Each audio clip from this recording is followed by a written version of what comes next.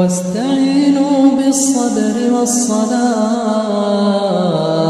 وإنها لكبيرة إلا على الخاشعين الذين يظنون أنهم ملاقو ربهم وأنهم إليه راجعون.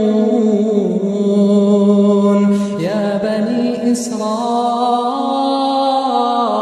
اذكروا نعمتي التي أنعمت عليكم وأني فضلتكم على العالمين.